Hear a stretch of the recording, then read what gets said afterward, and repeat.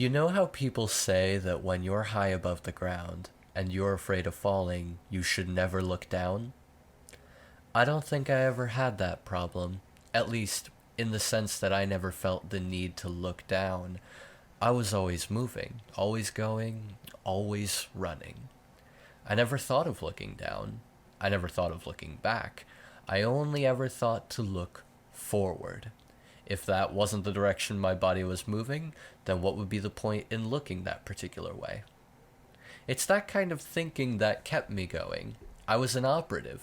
Technically, I was an RCON, recon operative. To be honest, I didn't follow the conventions of other RCONs, where most of them would hide in high places and take long distance shots. I would go to those high places and scout the area. Then, once I knew the lay of the land, I would descend into it, kind of make a mental map of the world around me and sneak up on our targets. The agency liked that. They liked that I did things my own way. That's why I'm not an RCON anymore, I'm an agent. Agent Jackson Marwell, UDC 153B. Before they promoted me to agency, they called me the Runner Operative as a sort of tongue-in-cheek nickname.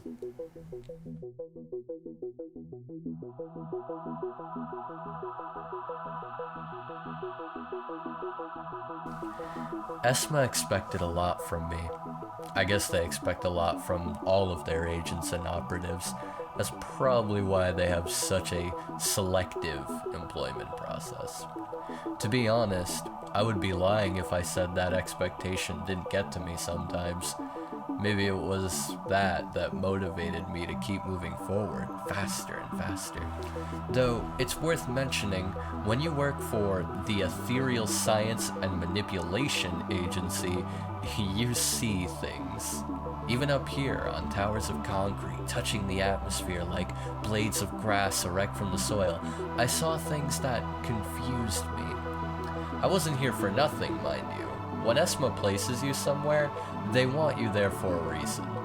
I knew there had to be something here I needed to find. If they knew what it was, they would have told me. If I had known what it was, I would have found it already. Even so, from the moment I jumped from the airship, landing with a satisfying tap from my sneakers landing on the pale white architecture below me, I felt my bones commanding me. The airship loomed over my head, the propellers blasting my back with heavy wind. The feeling was complemented by a thunderous, repetitive sound. It only made sense that I do the thing that I do best, the thing that the agency knows I would do. I ran, and as I ran, I quickly heard the thundering ship behind me fade away. The wind on my back was quickly replaced by a new wind, a wind on my face and on my stomach. It brushed against my skin as I climbed, slid, dashed, and soared through the air from surface to surface. Maybe I wasn't meant to find anything here. Maybe ESMA just thought I'd appreciate this kind of freedom.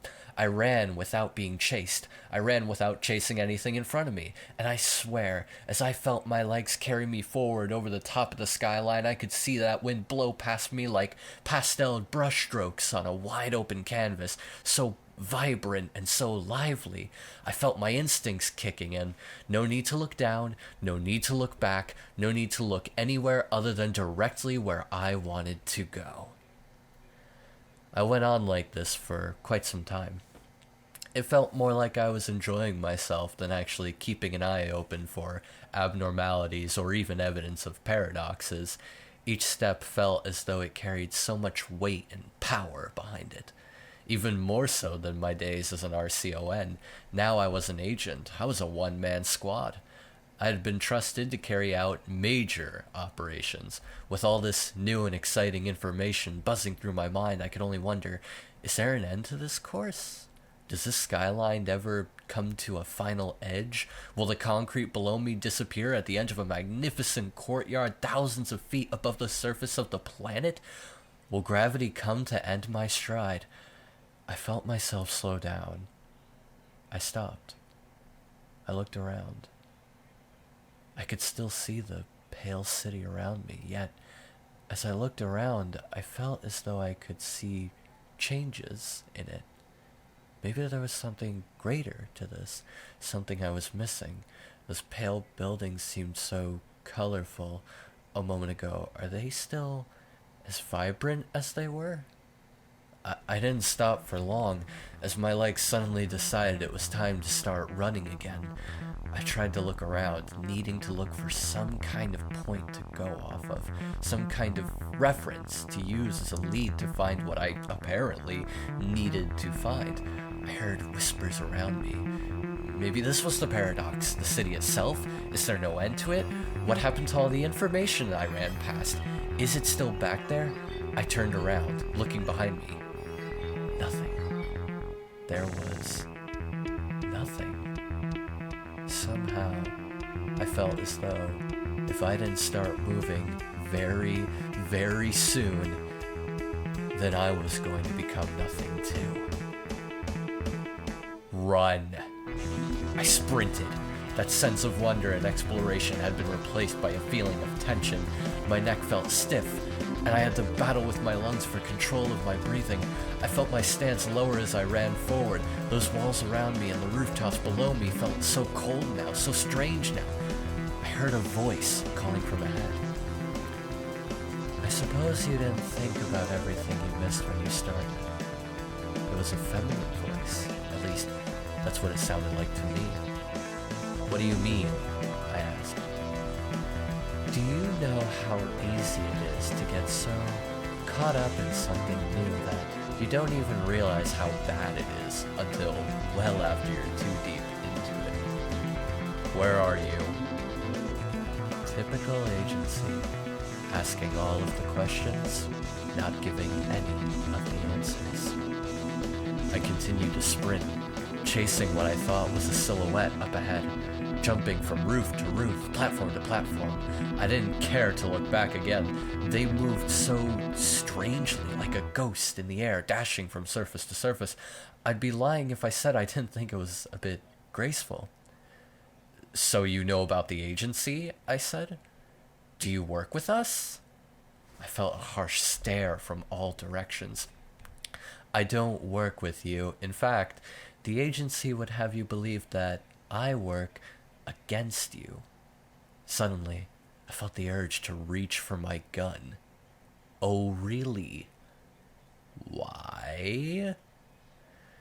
Because they don't see things from our perspective, not from mine or from yours. Isn't that why I report my findings to them? Is that enough for them? I felt that darkness behind me creeping up, that nothingness. There was something strange about it, something unnatural. I mean, how do you describe nothing? Nothing is just so unnatural in itself, but yet you know it's there. At the same time, it felt so lively, divine, even. Is that crazy to imagine? I suppose when we're forced to run away from something, we recognize that it has some level of power over us, the power to make us scared, the power to influence us into running away. I heard her voice around me, speaking my own thoughts as I ran. You know what I'm thinking. You would be surprised of the things I know. I felt a hand brush against my back. You would be surprised of the things I see. A faint light glimmered in the corner of my eye, directing my attention to my glove. I could see the ESMA logo on the fabric, seemingly calling me to it. I continued to run, seeing the edge of the shadows chasing from behind. Now it made sense to me. I was chasing her, but at the same time, she was chasing me. She was both in front of me and behind me at the same time. I was on a wheel, and this was her, toying with me. I tried to contact the airship through my earpiece, but all I could hear through the speaker was just static. I had no contact to them. This person, whatever they were, they had me isolated. This was very, very bad. Without contact to the agency, I couldn't call for help. I had no idea what I was dealing with, and I could have lost a lot of information already.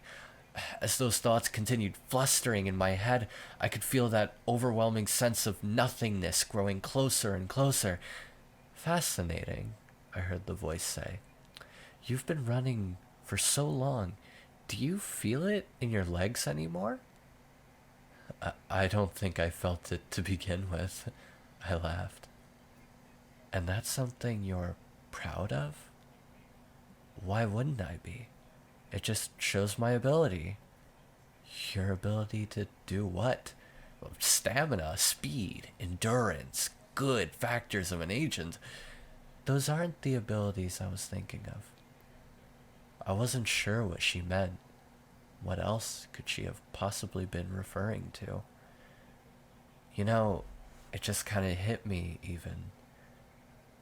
With that nothingness chasing me from behind and all those flustering thoughts, it seems like every time her voice came through, did it all just disappear?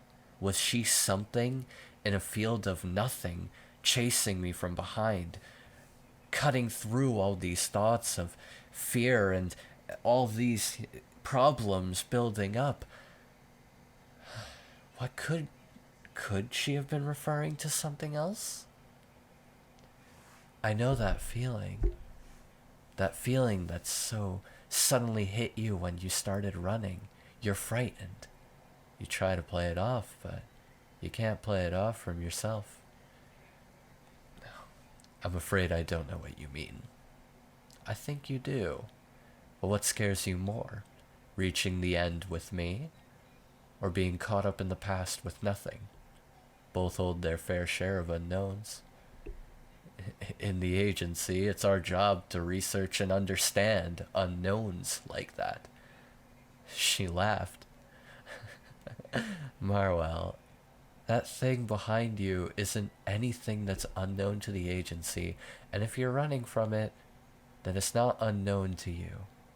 But then again, I'm running too. What is it? I asked through shaking breath. By this point, I was starting to feel a little exhausted.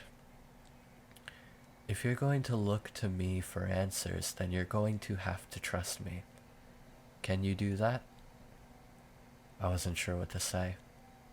I wasn't sure if this was someone or something that I could trust, but against my better judgment, I found myself agreeing. Alright, I think I can. And the world around me went white. I didn't feel that darkness creeping up behind me anymore. I felt peaceful, actually. Faintly, I heard echoing footsteps walking towards me. I couldn't see it, but I could imagine something like a large tunnel carrying the sound within as they approached me. When the source made herself present, I stood my ground, unsure if it was really safe to even talk to her at this point.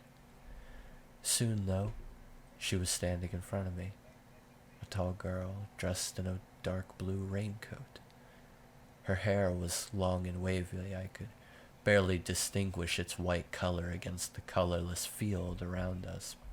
There were faint traces of pale sea foam and teal strands in her hair, but I couldn't see them all that well. Her eyes were brilliant, however, vibrant blue, but something was odd about her pupils. Inside, I thought I could see the agency's logo. I figured it must have been a reflection from the symbol of my clothing or something, but they still had a very aggressive sense of presence as she stared at me. I know the feeling of running too, she said. I nodded. Were you what Esma wanted me to find? She shook her head. Esma didn't want you to find me. I wanted you to find me. Is that right? She nodded. You mentioned it earlier, that the agency expects a lot from you. Are you worried about that? It's good to be expected, isn't it? Is that a good thing, though? She tilted her head. But aside from that, it's not just the agency, isn't it? It's not what they want you to do that scares you, is it? Is it more than that? I couldn't formulate a response. I suppose I felt as though there wasn't any honest response I could give, whether it was agreeing or disagreeing with her. She extended a hand to me. "If you're going to run," she said, "then maybe you should run at your own pace. Wouldn't you like that?" I paused. Reaching my hand out to her, I grasped it gently. It was soft and tender. Clearly she wasn't the strong type yet. I don't think that was something she cared too much about. I think she had other ways to get around. "When you land on the ground again, you're gonna hit it running. Just know that I will too."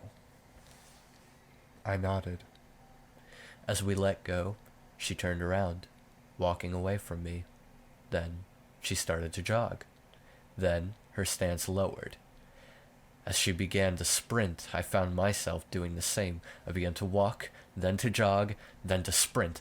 The white void faded into the pale city once again. I felt the cool steel of my gun in my hand as I chased the raincoat-clad character across the skyline. I could hear agency aircraft above me and various transmissions through my radio. "Targets in sight," I heard them yell. "Move in, we cannot lose her this time." I continued the chase, running as fast as I could to reach her. I heard her voice in my head calling me faster and faster as I made my way from surface to surface, rooftop to rooftop. I didn't look down. I didn't look back. I only looked forward. I saw her leap from the edge into a wide sky ahead. I found myself leaping after her, my body lifting from the concrete. I saw her eyes once more before I felt a bright light wash over me for once. As I descended, ever so slowly, ever so gracefully, I looked down. Somehow I feel like I'll still hit the ground running.